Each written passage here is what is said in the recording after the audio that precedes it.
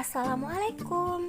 Halo semua, selamat datang di tugas modul 2.2.A.9 Koneksi antar materi pembelajaran sosial dan emosional.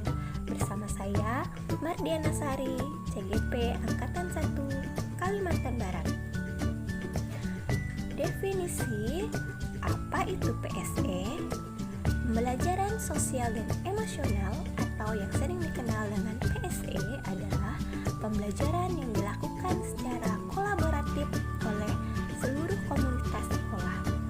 Proses kolaborasi ini memungkinkan anak dan orang dewasa di sekolah memperoleh dan menerapkan pengetahuan, keterampilan, dan sikap positif mengenai aspek sosial dan emosional. Adapun tujuan pembelajaran sosial emosional yakni pertama, memberikan pemahaman, penghayatan, dan kemampuan untuk mengelola emosi. Yang kedua, menetapkan dan mencapai tujuan positif. Tujuan yang ketiga, merasakan dan menunjukkan empati kepada orang lain. Tujuan yang keempat, membangun dan mempertahankan hubungan yang positif.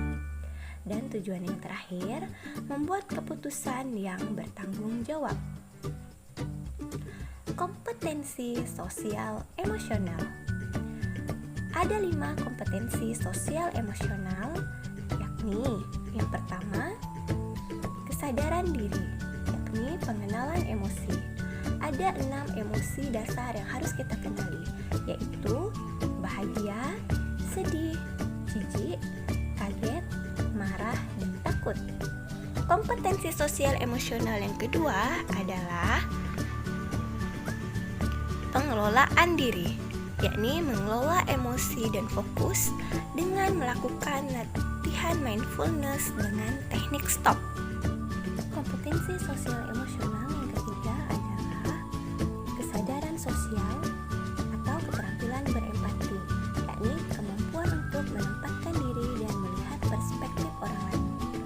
Kompetensi sosial emosional yang keempat adalah keterampilan berhubungan sosial, daya lenting atau resiliensi. Ada 3 resiliensi individu, yakni I have, I am, and I can. Kompetensi sosial emosional yang kelima atau yang terakhir adalah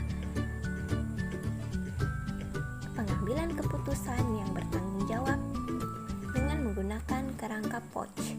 Apa itu kerangka POCH? Kerangka POCH yaitu singkatan dari Problem, Option, Outcomes, dan Choice. Nah, sekarang kita masuk ke ruang lingkup penerapan KSE. Ada 3 bagian ruang lingkup penerapan KSE, yakni yang pertama adalah rutin. Pada saat kondisi yang sudah ditentukan di luar waktu belajar akademik, misalnya kegiatan lingkaran pagi, kegiatan membaca setelah jam makan siang. Ruang lingkup yang kedua adalah terintegrasi dalam mata pelajaran. Misalnya, melakukan refleksi setelah menyelesaikan sebuah topik pembelajaran, membuat diskusi kasus atau kerja kelompok untuk memecahkan masalah. Ruang lingkup yang ketiga adalah protokol.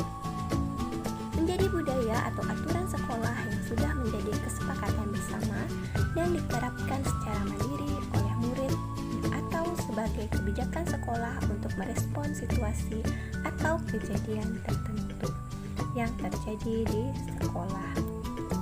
Nah, sekarang kita masuk ke kesadaran penuh atau yang sering disebut dengan mindfulness. Adapun kata kunci dalam mindfulness yakni kesadaran, perhatian yang disengaja, saat ini, rasa ingin tahu, dan kebaikan. Artinya, ada keterkaitan antara unsur pikiran, kemauan, dan rasa pada kegiatan yang sedang dilakukan. Kaitan antar materi. Adapun kaitan antar materi dengan modul saat ini adalah melalui pembelajaran sosial emosional berbasis